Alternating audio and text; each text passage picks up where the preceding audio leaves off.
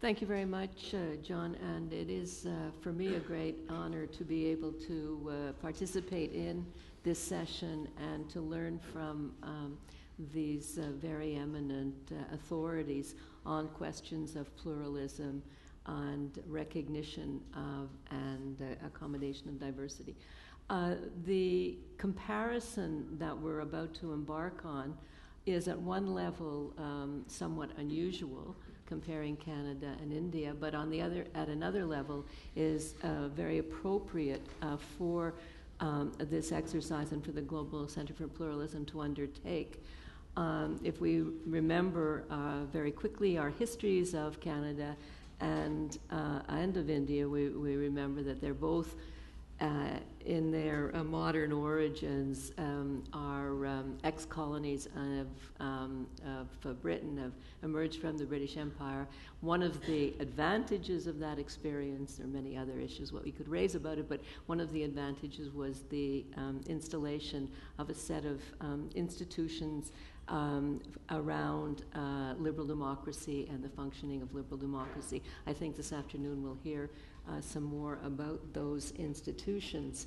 So that this comparison of two countries with institutional arrangements at one level quite similar and at another level very different is coupled with a comparison of their experiences with deep, to use Charles Taylor's term, deep diversity, and how over the last 50 years or so those questions, the issues raised by diversity have been addressed to the point where we can look now both at Canada and India as relative, and I'm not surprising the other two participants in any sense by saying relative successes in with respect to pluralism. So the first question that I'm going to ask them is in fact a question about the reasons that they would identify or the factors that they would identify as being the underpinnings of the success first of India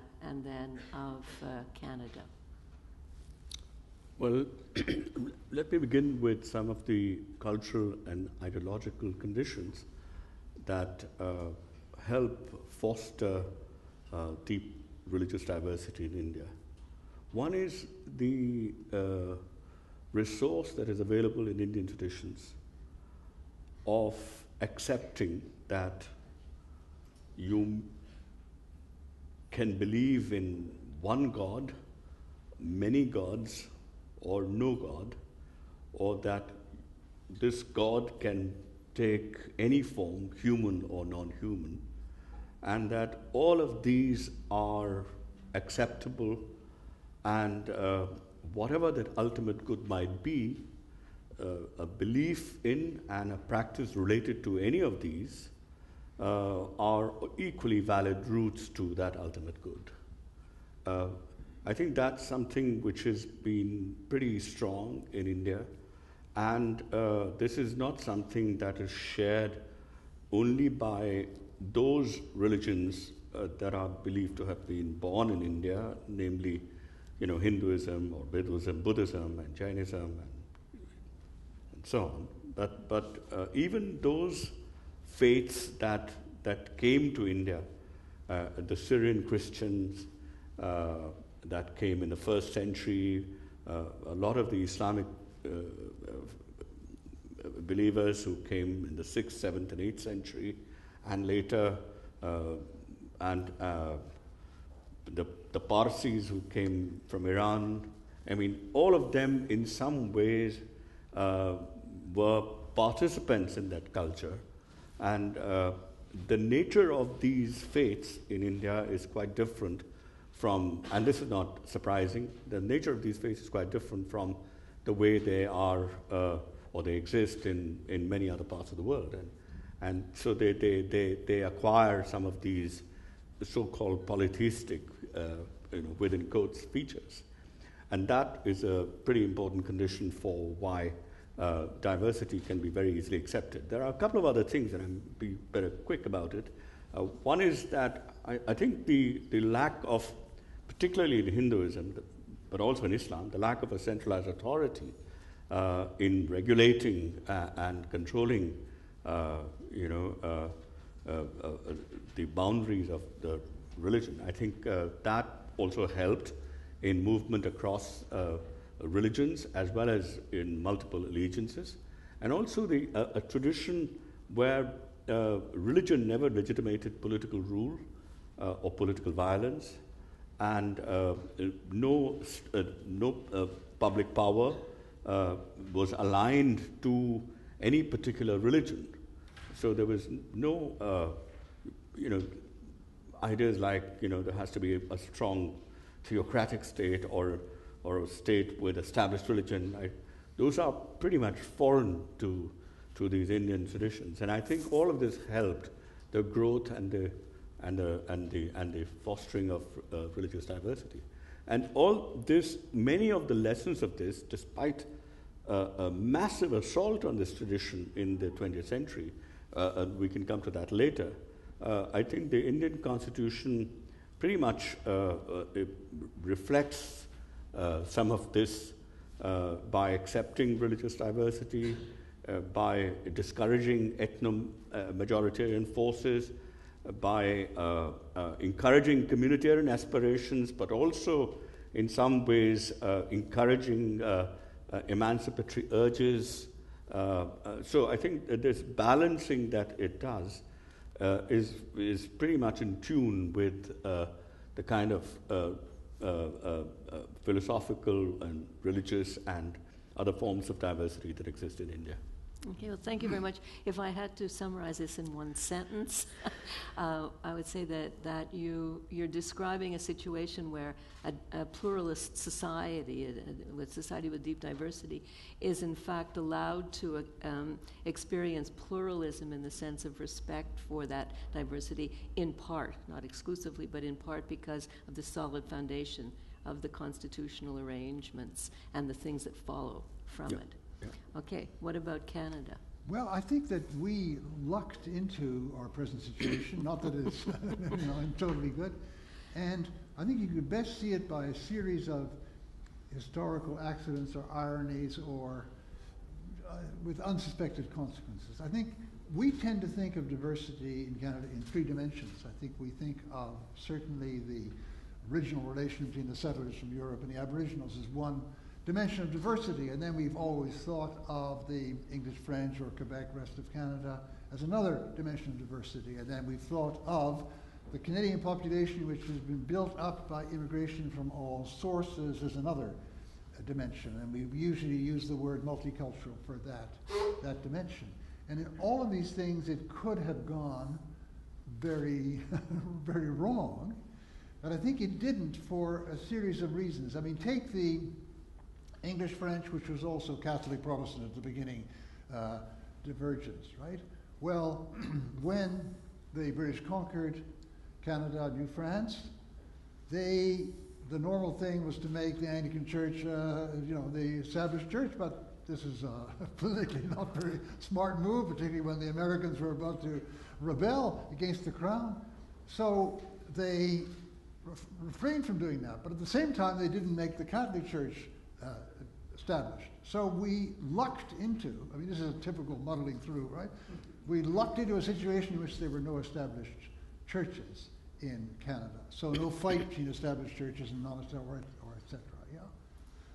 And then maybe you could argue that even on the first dimension, the relation to the Aboriginals, our record isn't all that good, but there were moments when there were alliances way back under the French regime and later on in face of the American rebellion. So there were moments pressing in this direction. And then the third dimension is the one where there's some very shameful things in our history, like the treatment of Orientals and so on, and the Japanese and Chinese in the West. But I think that the tremendous, obviously, importance of immigrant populations in English Canada, in any case, made the idea unsustainable that we're all from the British Isles somehow with a few other people who should become as much like us as they can. So it could have gone wrong at various times, but I think there were hints and things to work on which allowed us to move into a society since, let's say, the 1970s, where we officially think we should celebrate diversity rather than see it as a danger. Now, there's all sorts of slippings away from that and so on, but I think that's become part of our sense of what our cultural political DNA is. And there's a long history full of accidents and trippings up and so on, but I think you can see how it somehow, these decisions like the decision about the Catholic Church and the French language in Quebec, which are taken for the purely instrumental reasons by the imperial power, turn out to have very good positive consequences. Okay, thank you. So again, we see if we put, I accept your point about luck, but if we also try and structure it a bit more, we see that at certain crucial moments in time, political action, political decisions influenced by internal factors or external are very important. Which leads me then to my second question, which I'm going to ask Charles Taylor to begin, because he is, either, I'm not sure which order they're coming in. There will be in La Presse tomorrow and on Saturday 2 op-eds that are related to this forum. And in Charles Taylor's op-ed, he introduces and develops the concept of the fragility of pluralism and the fact that this is something that is, in a sense, constantly under threat.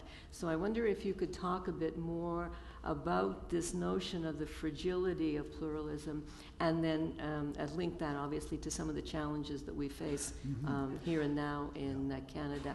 And I will then ask you the same question about the fragilities and patterns of challenge in India. Yeah. I think that the main fragility comes from the nature of democracy itself, that democratic polities as against autocratic ones or authoritarian ones require a very strong bond between the citizens. They have to participate, they have to accept solidarities of various kinds, not because they're ordered to, but from their own hearts, because that's the nature of the regime. And that means that they have to have a formulation somewhere of what unites us, right? And sometimes it can be being united by an ethnic origin, we're all French, or we're all Danes, or we're all Germans and so on, but it also is almost always in the modern world united by certain political ethic, democracy, human rights, etc.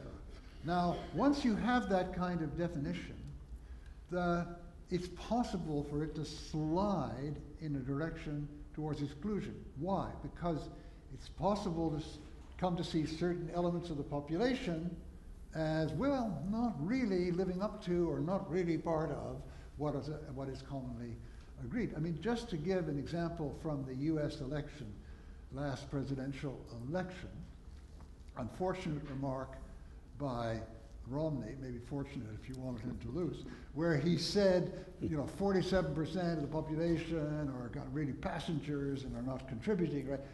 Now that is typical remark of somebody who is sliding into his picture of what really makes Americans, that they contribute, that they're full of entrepreneurship and so on, into a reason to say these people are really not living up to it. And then you can have that from an ethnic point of view. If it's an ethnic definition, these outsiders, they can't really belong to us. So the very thing that holds the society together can turn toxic if you make it into a reason for exclusion. So in the recent debate in Quebec, we all agreed that some kind of secularism, laïcité unite us, and then suddenly we got this pointing the finger. These people are wearing this strange headgear for some kind of obscure, dangerous reason are a threat. They're moving us away from. And what you have underlying this is some kind of sense of discomfort that majorities very often have when something very new arrives.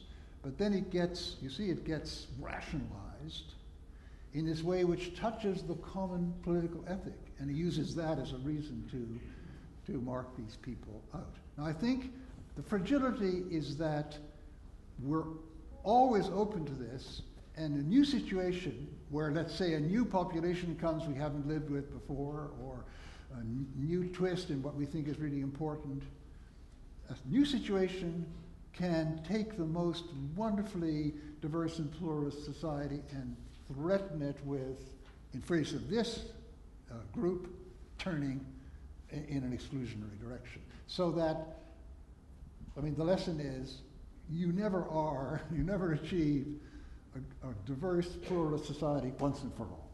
That's the fragility. There's always new moments of danger. Well, I think I completely agree with Professor Taylor, but I'd like to add two more features which perhaps might be sequentially prior to this new dilemma arising in societies, which may be called the democratic dilemma, which you spoke about. And these two conditions are, well, I believe they were both absent in the Indian subcontinent earlier, but both of them are not only present now, but firmly entrenched. One is the idea of, a new idea of religion as a bounded community with a fixed set of doctrines, which is demarcated from other equally doctrinaire bounded communities, and which are in some kind of rivalry for exclusive allegiance from individuals, so that an individual can either belong to this or to that, but not to both. Now, this new idea of religion, which I think is kind of sharpened, if not exactly born, in 16th, 17th century Europe, when all these battles among different kind of sects or religious groups began to take place. I think that idea of religion has become globalized and is accepted now everywhere, and to my mind, it is one of the causes of a whole variety of conflicts between groups.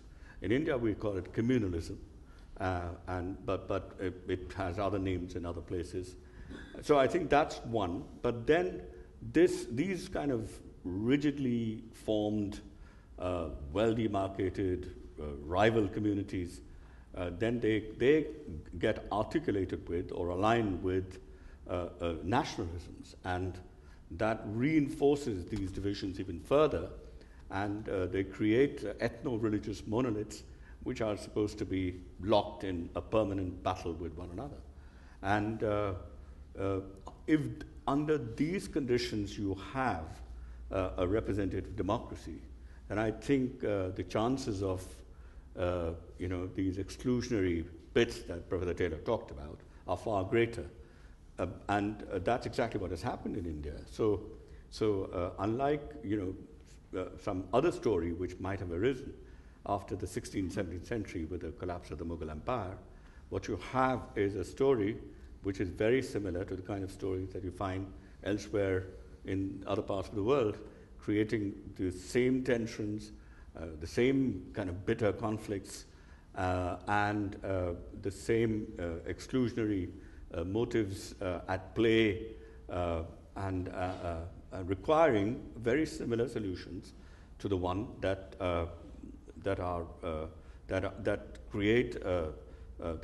bring about both peace and some modicum of respect for one another, and so the constitutional arrangements are building on those ancient traditions that I talked about, but by and large they begin to reflect, and I'm glad that this happened. These are always contested, and we see this contest taking place all the time. So I completely agree with the point about fragility that Professor Taylor mentioned, coming not only from sources which are in the nature of democracy, but from other places as well. But I mean, I still sort of thank our stars as a person from the subcontinent in India. I thank our stars that we have a constitution which tries to keep this kind of majoritarianism at bay, not always successfully, which is also sensitive to communitarian aspirations, and I think all human beings in one respect or another have those aspirations, but it also in some ways recognizes the deep urges that we have as individuals to be apart from communities and to live the way that we wish to live, and all the emancipatory urges that we have are protected by individual rights. So we once again, and this is an old Indian tradition of balancing things rather than prioritizing them, saying this over that, and so that this contextual balancing is something which is built into the Constitution, and the best practices of the court as well as the Parliament try to build on that a process of balancing different values. And the successes come from a successful balancing of these values, and the threats, challenges, and the failures, and there are many such failures, they come when either these values are disregarded, or if one of these values is made paramount to the exclusion of other values. Okay, well, that's an extremely interesting idea, which I think goes well beyond Indians' habit of trying to balance neither here nor there. I mean, what would you see as the essential balancing mechanisms of this sort to counterbalance the fragility in the Canadian situation?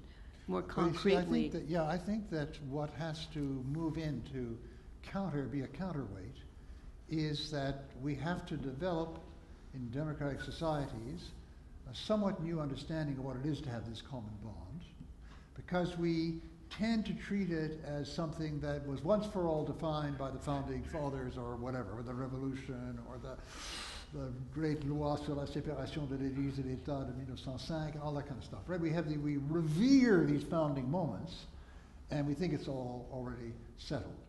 But it isn't, because the only way to avoid that becoming toxic is to be able to rethink it at any given moment. Hey, look, the way we're reading it up to now, it's in danger of producing these kind of divisions and exclusions. We have to rethink what it really means. This is what the debate in France was, which unfortunately the right side lost. I mean, from about 2000 on, right? There was a certain notion of laïcité which isn't really well founded in the 1905 law, as a matter of fact, but it became the image, right? Which means that we can't have these kids wearing headscarves and so on in school. And a lot of the debate was, what is the laïcité, right? Does it mean this? Yes, it means this. It's against sitting down and saying, look, we're living in a completely different world than 1905, a different population. Let's think of what the basic value of laïcité, which is not to make the state the property of any particular religion or ideology. That's what they were doing. They were fighting off a hegemonic Catholic Church at that moment. That's the point. And how can people live together without this kind of a state tilted in one direction or the other? If you had thought of it in those terms, then the legislation they steadily put in since 2003-4 would not have been adopted. So there's a kind of gestalt shift we all have to make, that people who say, this comes from the foundation, shut up. No, that's all happen. Let's see, in terms of the fundamental values that we want to live by, which we owe to some degree to our founding fathers and so on. I mean, John A., he had all sorts of problems with whiskey and so on, but he was, we still owe him a certain amount of let's say, respect and so on. But the really crucial question is, how do these basic values, how are they going to be lived out now? So we may have to revise some of these. And that means, for some people, that's very insécurisant. I mean, that, the bond, what it means to be a Canadian, a Québécois, that must be clear, right? That must be established in the beginning. And the answer is, well, in a way, yeah, the general spirit, but in its detail, no. Let's think again. It's that kind of idea of what citizenship is, what citizen renewal is, that has to become part of the vernacular of every democratic society. Okay, so there has to be, in your terms, a constant rethinking and a constant understanding that historical myths are myths. Yeah. They have roots in reality, but they're constantly created or recreated through time. And they also provide the foundations of important institutional arrangements as well as a sense of identity. So I can't stop myself from asking, who is the we who is going to do this?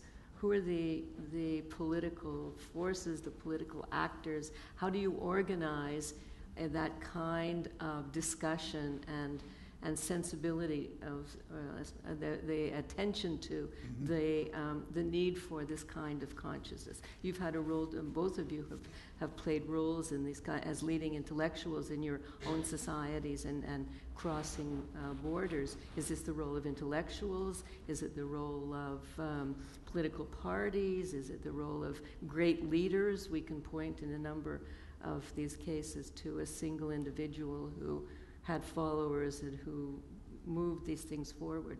Where does it come from, this constant rethinking and readjustment? All of the above. I mean, except that we, if you're me or if you're him, you think of what intellectuals can do.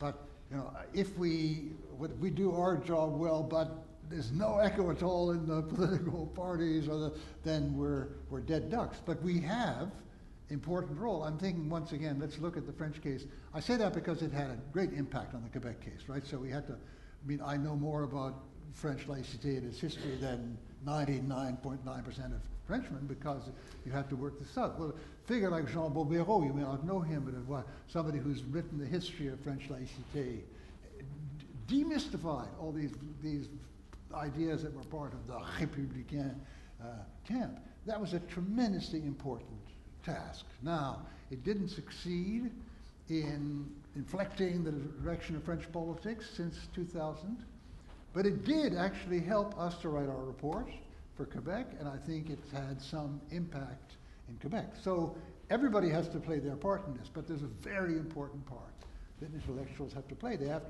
We can make the kind of study, sit it down and make the kind of study that can give the basis for demystifying a lot of these stories. Yeah, pretty much the same answer, really. This entire project is multiple agent dependent. You can't rely only on one section. You can't rely only on intellectuals. You have to have a very active, stimulated civil society. You have to have political parties, and within those political parties, some people who can play the role of statespersons, who are not guided by vested interests alone. I mean, you can't expect politicians not to be guided by their own interests, but sometimes they can rise above their own particular interests. Again, the judiciary has to play a very important role, and we expect sound judgments from them. The press has to play a vibrant press is very important, and of course, alert citizenry. I mean, all of us are citizens, and we all have some role to play. Fortunately, we have not only separate political public spheres wherein we can express our views and exchange, but we have, thanks to the technology that we have now, we have these intercommunicating public spheres, and also the development of larger and larger public spheres, which can include everybody, so that everybody who is interested can potentially participate in them and be in some ways be able to contribute to making decisions, or at least having some impact on decisions wherever they are made. So this is none of these issues can be decided by, when we talk about the state, for example. When I talk about the state, and I'm sure when Chuck talks about the state, I don't think we have only in mind, state officials taking decisions. It's a democratic state, and all these parties must be involved in the final decision that is made, regardless of whether that decision is correct or not. The procedure must be inclusive enough before the final outcome of the deliberations, which take place in this very mushy, messy, zigzag manner through all these different publics. Okay, which brings us back then to the title of the event of inclusive citizenship.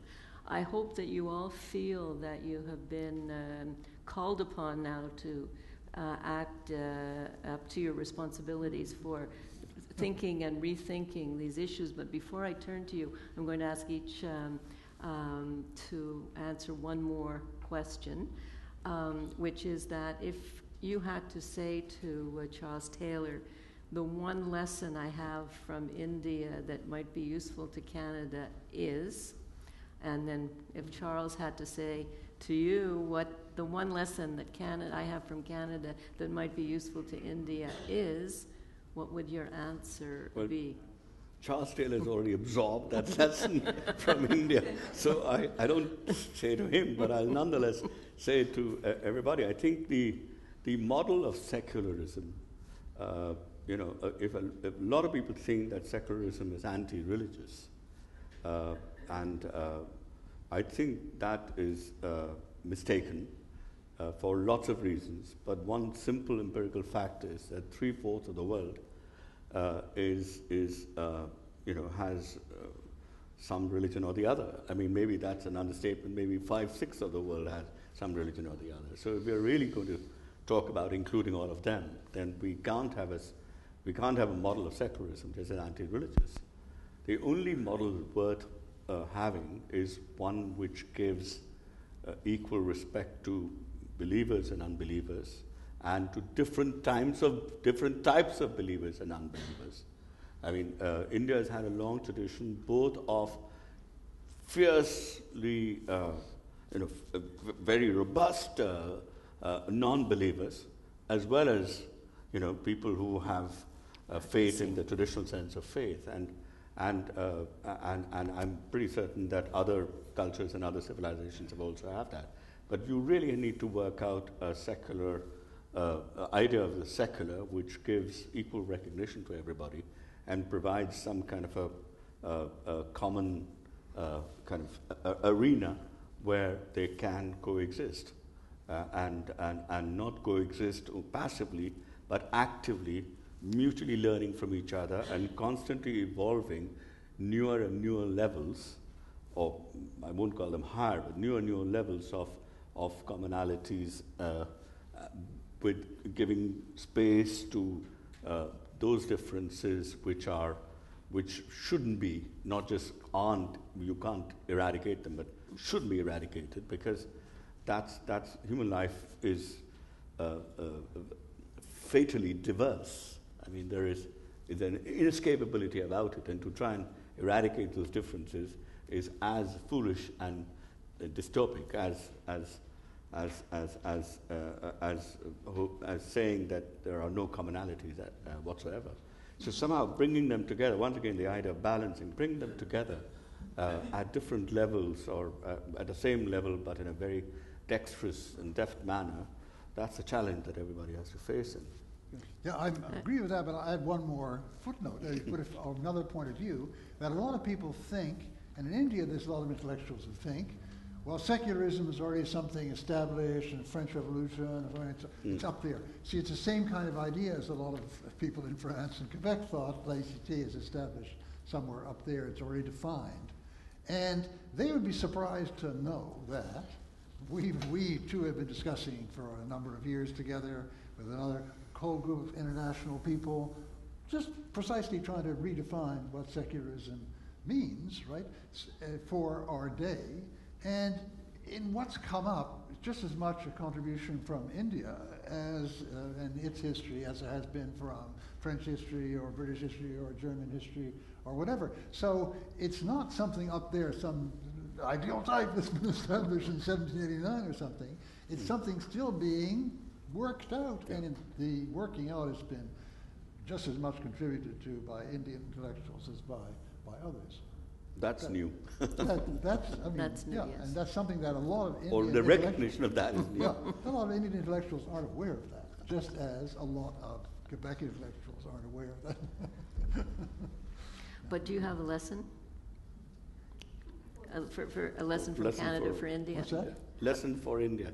Well, the lesson I was thinking of the lesson for those Indian intellectuals that I've met that have this fixed idea, some of them Marxists, some of them others, that religion has to be pushed out of the way, and this is something That's that very we've similar. learned from John Stuart Mill or whatever, or Karl Marx, right? And that's it.